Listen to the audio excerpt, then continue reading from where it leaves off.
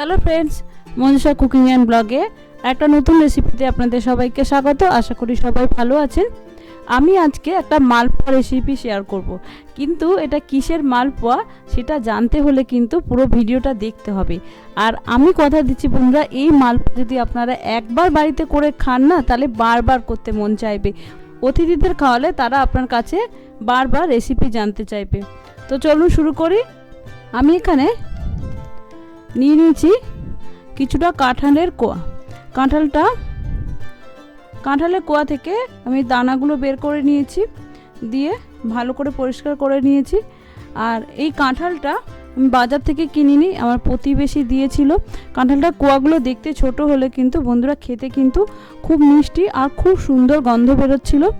আর এগুলো একটু নরম বলে আমি আরও নিয়েছি, কারণ বেশি খাজা কাঁঠাল দিয়ে কিন্তু এই রেসিপিটা করলে অতটা ভালো হবে না। এবার কাঁঠালগুলো আমি একটা মিক্সার জারে নিয়ে নিচ্ছি, দিয়ে এটা আমি মিক্সিতে একটু পেস্ট করে নেব। দরকার হলে একটু জল দিতে পারেন।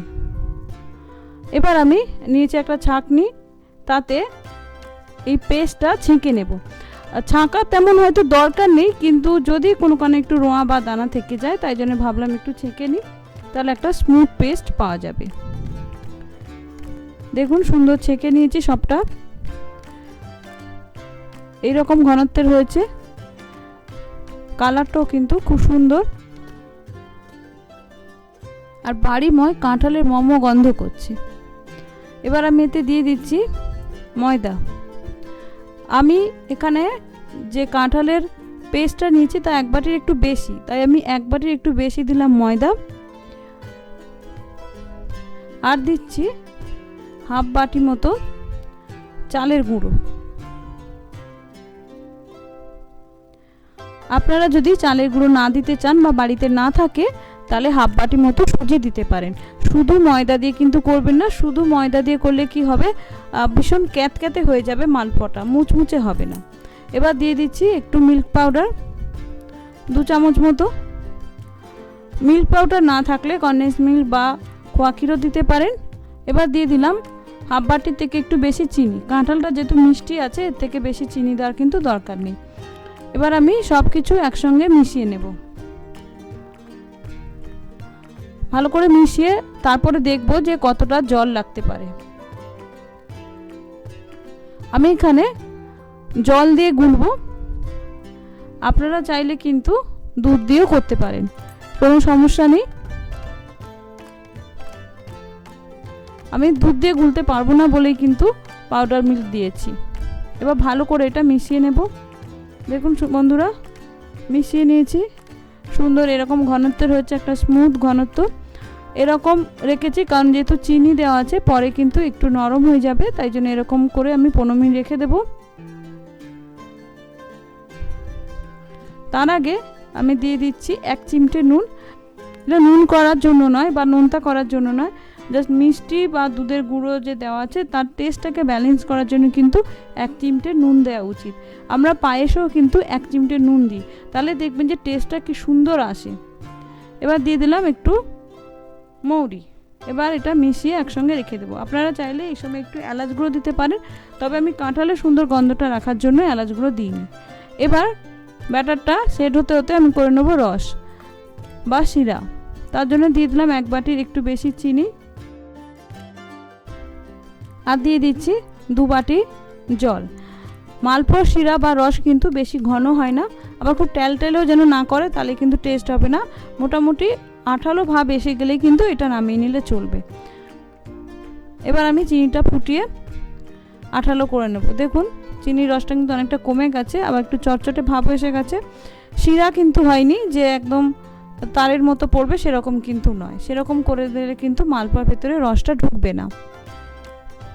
রসটা রেডি, তবে আমি রসের কালারটা একটু সুন্দর করার জন্য 1 চিমটে জাস্ট খুবই সামান্য একটু ফুড কালার দিলাম, অরেঞ্জ ফুড কালার। এটা আমি মিশিয়ে নিচ্ছি। আপনারা চাইলে কেশর দিতে পারেন বা এমনিও রাখতে পারেন। এবার আমি মালপোয়াটা ভেজে নেব। তার জন্য কড়াইতে নিয়েছি বেশ কিছুটা রিফাইন অয়েল। রিফাইন অয়েলটা গরম করে নিয়েছি। গরম করে এর আঁচটা কমিয়ে এবার আমি এরকম গোল হাতা দিয়ে 1 হাতা ব্যাটার দিয়ে দিলাম তেলের মধ্যে। এবার আঁচটা কমিয়ে রেখেছি, নাহলে কিন্তু ভেতরে কাঁচা থেকে যাবে, উপর থেকে লাল হয়ে যাবে। দেখুন আস্তে আস্তে মালপোয়াটা কি সুন্দর ফুলে উড়ে উঠছে। আর বাড়িতে সুন্দর এত কাঁঠালের সুন্দর গন্ধ বেরোচ্ছে। মালপোয়া তো গন্ধ বেরোয় সবসময়, তার সঙ্গে কাঁঠাল মানে অপূর্ব গন্ধ বেরোচ্ছে। দেখুন সুন্দর আস্তে আস্তে কি সুন্দর ফুলে উঠলো। আর এই মালপোয়া করা কিন্তু খুবই সোজা, আর বাড়িতে যদি একবার করেন বন্ধুরা বারবার করতে মন চাইবে। দেখুন সুন্দর ফুলে উঠেছে লুচির মতো। এবার আমি ওটা উল্টে দিচ্ছি। দেখুন কড়াইতে কিন্তু লেগে যায়নি বা কোনো ভেঙে যাওয়া বা আটকে যাওয়ার কিন্তু কোনো ব্যাপার নেই, কারণ মিষ্টিটা পারফেক্ট হয়েছে। মালপোয়া বা কোনো বড়াতে যদি মিষ্টি বেশি হয়ে যায় তাহলে কিন্তু অনেক সময় কড়াইতে আটকে যায়। এটা কিন্তু মিষ্টিটা একদম পারফেক্ট হয়েছে। এবার আমি দুদিকটা গোল্ডেন ব্রাউন করে ভেজে নেব। দেখুন বন্ধুরা সুন্দর আমি ভেজে নিয়েছি। এবার এটা আমি তেল থেকে ভালো করে তুলে একটু তেলটা ঝরিয়ে নেব। আমরা সবাই জানি মালপোয়াতে একটু তেল টানে, তাই জন্য ভালো করে তেলটা একটু ঝরিয়ে নিতে হবে। এবার গরম গরম এটা আমি রসে দিয়ে দেব। দেখুন আমার গোটা চারেক ভাজা হয়ে গেছে। এবার আমি এটা রসে দিয়ে দিচ্ছি। রসে দেওয়ার সময় কিন্তু খেয়াল রাখবেন রসটা যেন একটু উষ্ণ গরম থাকে। এবার মালপোয়াগুলো আমি 10 মিনিট মতো রসে রেখে তারপরে তুলে নেব। ততক্ষণে কিন্তু রস সুন্দরভাবে ঢুকে যাবে। তো বন্ধুরা রেডি আমার কাঁঠালের মালপোয়া।